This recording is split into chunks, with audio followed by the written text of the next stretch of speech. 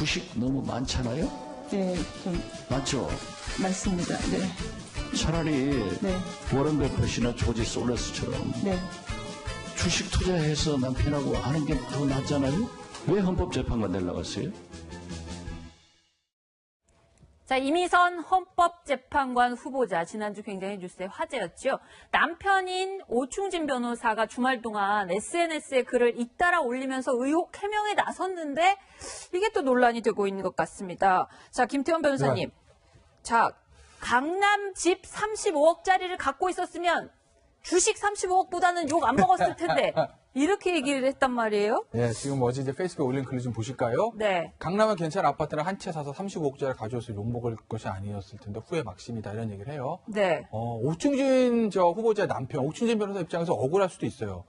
정말 본인이 법 위반할 수 없고 정말 우연의 일치이고 예를 들어서 외부에서 의심하는 것들이 속된 말로 짜고 치는 구수업이 아니라 다 우연의 일치이고 본인이 정말 주식이 이 회사 두 회사가 저평가 우량주라고 생각해서 순수한 마음으로 투자를 했다. 네. 근데 외부에서 왜 자꾸 이러지? 주식 많이 가지고 있는 게 뭐가 죄라고? 억울할 수도 있어요. 근데 네. 다만 이 생각을 한번 해보시자고요. 최근에 현 정부 들어가지고 전직 공직자 통틀어서 주식 제일 많이 가진 사람 누군지 아세요? 장하성 전 실장이에요. 아, 그렇군요. 근데 장하성 전 실장 거의 제가 알기로는 거의 100억까지는 아닌데 90억, 80억 정도의 엄청난 주식을 가지고 있는데 네. 장하성 전 실장이 취임했을 때 주식 많이 가지고 있다가 뭐라 그러는 언론 하나 없었고 야당은 한 명도 없었어요. 이유 제가 말해도 돼요? 그죠? 한번 알아보세요. 우량주. 그렇죠. 큰 주식. 그렇죠. 장하성 전 실장은 이게 장하성 펀드 할 때부터 굉장히 우량주들을 통해서 장기 투자를 하면서 보유하는 어떻게 보면 그런 투자 패턴이기 때문에 그걸 가지고 야 당신 주식에 100억대 주식이야 부자하냐 이거 국민 감정 어긋나는 거 아니야 얘기를 할 수가 없죠. 네. 그런데 저도 증권회사에서 변호사를 했습니다만 오충진 변호사의 주식 패턴은 외부에서 봤을 때 네. 뭔가 조금 석연치 않은 구석이 있어요. 물론 네. 확증은 없습니다. 제가 무슨 금감원 검사 여기 안에서 그 조사를 해본 건 아니니까. 네. 그렇기 때문에 국민의 감정, 특히 수많은 개미 투자자, 오늘도 어제 주식 때문에 울고 계신 여러 수많은 개미 투자자가 이거 뭔가 이상한데? 어떻게 이렇게 주식 투자를 할 수 있는 거지? 라고 의혹을 가지고 있는 것이거든요. 네. 그 의혹과 개미 투자자의 그런 의구심, 뭔가 좀 그런 것들을 이해를 못 하신다면, 그럼 공직자하면 안 되죠. 최진봉 교수님께 좀 여쭤봐야 되겠습니다. 이 오충진 변호사 같은 경우에는 굉장히 억울한 것 같습니다. 내가 지금까지 불법이라든가 무슨 억지 수단을 갖고 한 것도 한 거 아니고 돈 벌었는데 어째서 나한테 그러냐 그러면서 주광덕 의원, 문제 제기하고 있는 주광덕 의원에 대해서 나랑 테레비 토론 같이 하자 이렇게 얘기를 하고 있단 말이에요. 그렇게 얘기를 하고 있어요. 그러니까 지금 김태현 변호사 얘기한 것처럼 기본적으로 이제 그런 의혹이 생길 수 있는 여러 가지 정황들은 있지만 네. 기본적으로 이게 불법이 증명되거나 나타난 그런 건 지금 현재 없어요. 그러다 보니까 오충진 변호사는 저렇게 강하게 얘기할 수 있다고 저는 봐요. 그리고 네. 이제 주식 투자라고 하는 것이 물론 저는 기본적으로 너무 많은 주식을 갖고 있는 것은 국민의 어떤 도덕적 윤리적 관점에서 맞지 않다고 봐요. 고위공직자 될 분이. 재산의 80%를 그러니까요. 그거는 일반적인 네. 분들이 하시는 투자 방법은 아니잖아요. 네. 그러니까 그거는 저는 분명히 그거는 국민들의 관점에서 맞지 않다고 보고요. 다만 그럼에도 불구하고 이제 오 변호사 주장하는 것처럼 네. 본인이 그걸 불법이 아닌 상태에서 재산을 증식하는 방법으로 주식을 했다. 그거 가지고 비난을 받을 일은 아니다라고 지금 얘기를 하고 있는 거잖아요. 네. 그 부분도 어찌 보면 일면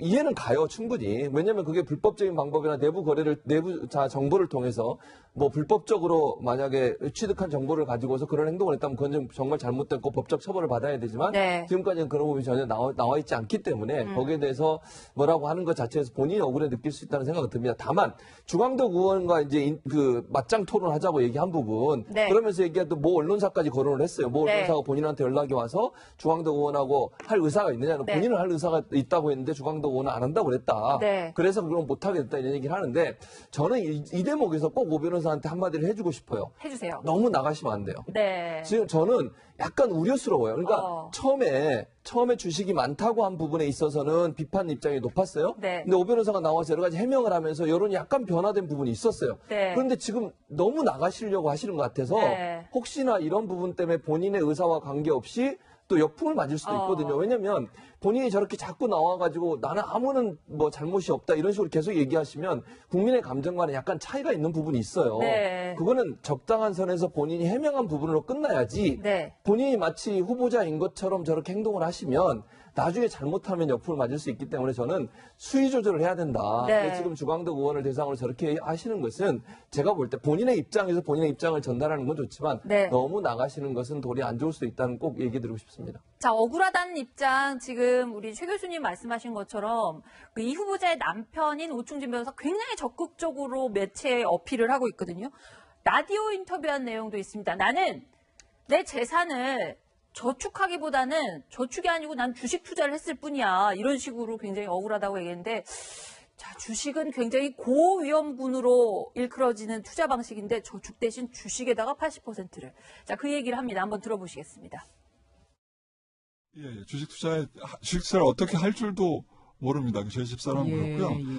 제가 이제 집사람은 이제 이런 재테크에 관심이 없고 제가 이제 혼자서 다 집사람 저축 계좌부터 시작해서 쭉 관리를 해왔는데 제가 무슨 뭐 작전을 해서 뭐 다른 개미 투자자들에게 손실을 입힌 것처럼 막 말씀하시는데 이게 무슨 근거를 가지고 이야기하는 게 아니고 그냥 아니면 말고 하는 식으로 이렇게 인신공격을 하는 것이고요. 자, TV 토론을 통해서 가려보자. 근데 내부자 거래를요, 현근택 부대변인께 네. 쪽에서. 내부자 거래라는 거는 강제 수사를 통해서 정보를 먼저 입수했는지를 가려야지 TV 토론에서 본인 주장만 한다고 그게 가려지는 건 아니잖아요. 근데 주식 관련은 아마 증권회사 계셨으니 알겠지만 네. 일단은 수사하기 전에요. 금감위에서 보면 압니다. 이 주식 패턴이라든지 기본적으로 주식을 거래한 쭉 그 내용을 보면 네. 뭐 작전 세력이 들어가는지 내부자 정보를 이용했는지 그게 기본 패턴이 있어요. 그래서 차트를 쫙 보면 이제 알게 돼 있어요. 기본적으로. 그건 네. 어려운 문제가 아니라고 보는데 저는 그나마 좀 다행인 게 그러니까 지금까지는 이렇게 주식이 많은 분이 없었지만 그래도 여론들이 주식 투자 자체는 문제가 아니다라고 생각하는 건 동의하는 것 같아요. 그 다음에는 이제 그러면 우량주는 괜찮고 그럼 비우량주는 나쁘냐? 여기에 이제 어찌 보면 있는 거죠. 네. 이분이 제가 보기에는 사실 일반적으로 뭐 공직자나 이런 분들은 주식을 그냥 그 증권회사 맡기든가 아니면 뭐 펀드에 하든지 이렇게 일일이 하진 않거든요. 네. 근데 저는 오히려 이분이 손해봤다고 하지만 개인적인 주식을 하면서 이렇게 30억 가까이 투자하면서 몇 년 동안 이렇게 5, 6억 정도만 손해봤으면 굉장히 주식 잘한 거예요. 사실 개인이 투자를 해서 네. 주식에서 돈 벌기 굉장히 어려운 구조로 돼 있습니다. 네. 아시겠지만 왜냐하면 뭐 외국인이라든지 기관들이 워낙 크게 움직이고 네. 아무리 하루 종일 그 차트를 봐도 돈 벌기 힘들어요. 어찌 보면 이제 주식에 좀 재미에 빠졌다라고 하는 게 맞는 것 같아요. 네. 이게 제가 보기에 뭐 결정적으로는 이게 부인이 직접 하지는 않은 게 맞는 것 같습니다. 남편이 했기 때문에 결국은 대신 남편이 운영해달라. 그렇죠. 내부자 정보를 이용했는지 안 했는지는 뭐 사실 전문가들이 보면 알아요. 그 내용 보면 알기 때문에 제 생각에는 남편이 해명하는 게 맞고 네. 그다음에 처음에보다는 이게 주식이 너무 많다 이래가지고 굉장히 부정적이었는데 남편이 해명하는 걸 들어보니까 내가 연봉이 5억이다. 10년 동안 받았다. 그거 대부분 나 주식 투자했다. 그리고 내가 아파트를 샀으면 오히려 2배 올랐을 텐데 더 손해보지 않았냐 이러면서 어느 정도 좀 여론이 돌아선 분도 있어서 저는 뭐 남편이 해명하는 게 오히려 더 아는 사람이 해명하는 게 맞지 모르는 사람이 해명해봐야 남 얘기하는 게 되잖아요. 자. 불가피한 측면이 있다고 봅니다. 예, 오충진 변호사 어쨌든 배우자의 해명은 굉장히 활발하게 나오고 있는데 이미선 후보자는 정작 지금 이 문제에 본인이 지금 헌법재판관 후보자로 되어 있는 상황인데 청문회 때 얘기 말고는 뭐 딱히 발언이 없는 것 같습니다. 청문회 때 해명하는 모습 한번 직접 보겠습니다.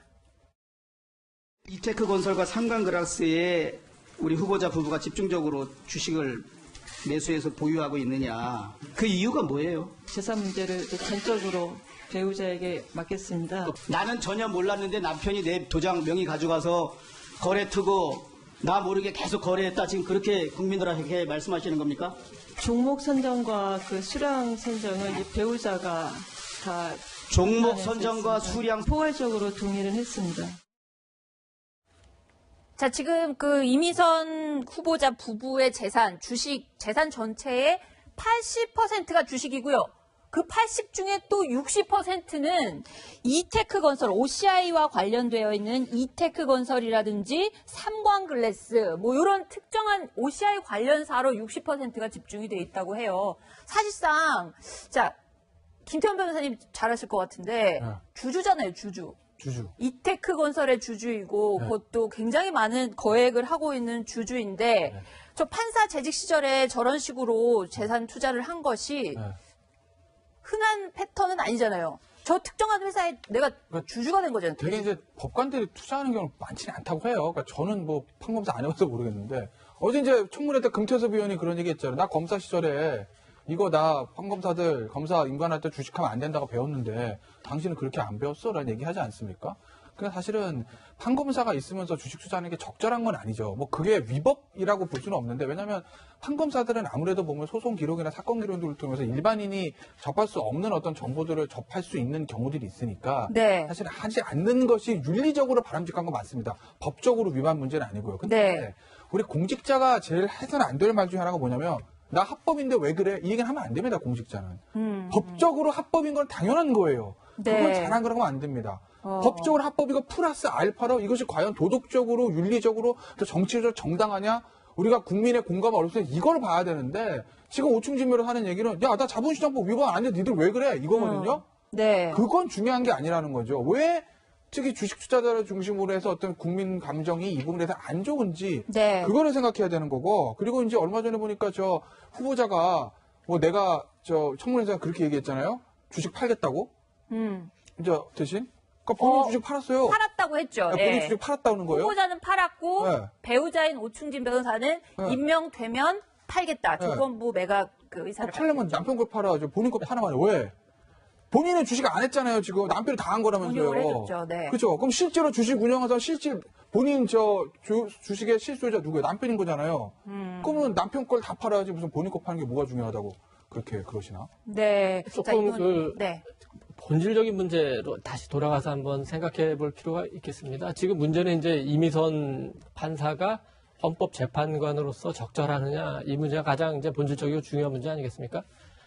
주식 문제는 별개로 하고 청문회 과정에서 이미선 판사, 이미선 후보자가 그 여러 가지 질문을 받았는데 예를 들어서 뭐 5.18에 대한 질문, 네. 난민에 대한 질문, 본인의 이 어떤 생각을 하는지 명쾌하게 밝히지 못했습니다. 헌법재판관은 그 대법관하고는 또 다르죠. 대법관이 어떤 그 사건에 대한 판결을 낸다면은 헌법재판관은 어떻게 보면 이념이라고 할까요? 네. 이거에 대한 판정을 하는데 굉장히 정치적인 판단 능력이 중요하다고 생각합니다. 거기에 대해서는 자기 소신이 굉장히 또 뚜렷한 게 중요하다고 생각하는데 네. 그 부분에 대해서 전부 피해가 있어요. 그래서 과연 그 헌법재판관으로서 중요한 국가적으로 중요한 국민에게 중요한 판정을 내릴 만한 준비가 돼 있는지 네. 저는 그게 가장 큰 문제라고 생각하고 두 네. 번째는 이제 본인에 대해서 어떤 여러 가지 이제 의혹이 닥쳤을 때 후보자로서 본인이 나서서 해명을 해야 되는데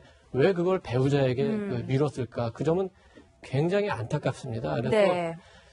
청와대에서는 이미선 후보자가 그 40대 여성이고 이른바 무슨 그 우리가 얘기하는 뭐 속칭 명문대 출신은 아니라서 다양성을 강화한다지만 저는 그 다양성보다는 그 이미선 후보자가 국제인권법 연구회라는 네. 그 어떤 그 소규모 조직에 있는 그 몸담고 있는 그런 편향성이 더 우려가 네. 되는데 지금 우리 그 대법원만 봐도 벌써 그 김명수 대법 원장 포함해서 네. 14분 중에 4분이 우리법 연구회 출신 또는 국제인권법 연구회 출신이거든요. 그리고 헌법재판소도 지금 유남석 소장 비롯해가지고 네. 만약에 이번에 같이 후보에 오른 문영배 후보자하고 이미선 후보자가 둘 다 임명이 되면 네. 9분 중에 4명이 우리법 연구회 또는 그 국제인권법 연구회 출신이 되는 거거든요. 그런가요?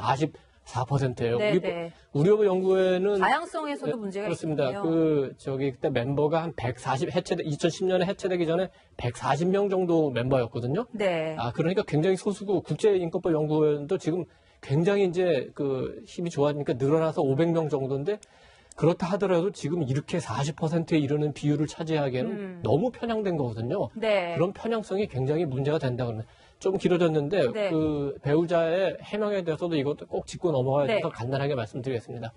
부인 대신에 남편이 나서는 게 페이스북 글 정도는 그 약간 이해가 가는 측면이 있습니다. 본인 때문에 배우자가 이명의 차질을 받으면은 굉장히 안타깝겠죠. 거기까지는 네. 이해가 됩니다. 근데 아까 우리 최 교수님이 잠깐 지적했듯이 그 이후의 대응은 조금 너무 나간 측면이 있어요. 우리 주광덕 의원한테 뭐라고 그랬죠? 연수원 동기, 네. TV 끝장 토론, 강남의 괜찮은 아파트, 서민들이 듣기에 굉장히 오만하게 들릴 것 같습니다. 그리고 좀 더 겸손하게 해명해야 될 상황에서 그렇지 않았던 것 같고, 네. 저는 또 그 오 변호사가 몸담고 있는 로펌에 대해서도 굉장히 하나 의문을 제기하게 되는 게, 네. 예를 들어서 우리나라 가장 큰 로펌 같은 경우에는 소속 변호사가 어떤 주식을 투자한다든지 그거에 대한 가이드라인도 있고, 어떤 언론에 나서서 신문에 기고를 한다든지 방송에 출연한다는 거에 대해서도 굉장히 제약을 많이 합니다. 왜냐하면은